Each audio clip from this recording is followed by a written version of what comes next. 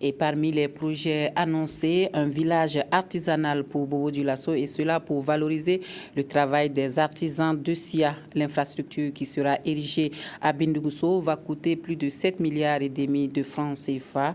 Et on donne rendez-vous à la fin de l'année pour la fin de la première phase des travaux. C'est le chef du gouvernement qui a posé la première pierre de l'infrastructure hier en présence de Amadou Lougui. On l'appelait le cimetière de Bindougusso. Bientôt, le site de 6 hectares abritera le siège du village artisanal de Bobo-Dioulasso.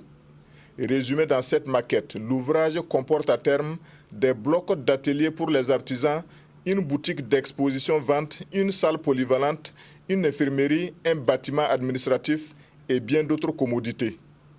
Ce nouveau chantier va sans doute accroître l'offre de formation et de production des artisans. Et c'est le Premier ministre en personne qui a donné le top de départ des travaux. Il s'agit d'une infrastructure hautement importante pour le monde des artisans. Cette infrastructure va permettre d'installer plus de 300 artisans dans divers domaines de leur métier.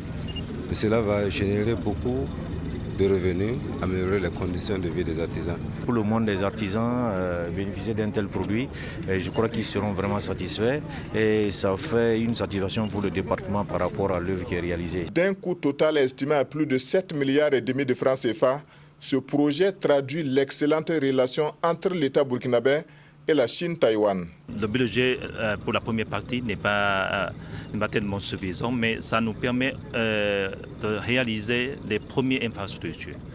Donc je crois qu'après, pour le montant reste qu'il faut mobiliser, je crois que l'ambassade de la République de Chine, Taïwan, reste toujours à la disposition du gouvernement burkinabé. Nous allons d'abord faire l'aménagement de la plateforme, étant donné que c'est un ancien cimetière et qu'il faut aller jusqu'à une profondeur de près d'1,50 m avec un compactage assez solide pour que les infrastructures puissent avoir une bonne assise. L'issue des travaux de la première phase du projet est prévue en fin 2015 et se lève à plus d'1 milliard de francs CFA. La poursuite de la construction de la deuxième phase nécessite un besoin de financement de plus de 6 milliards de francs CFA.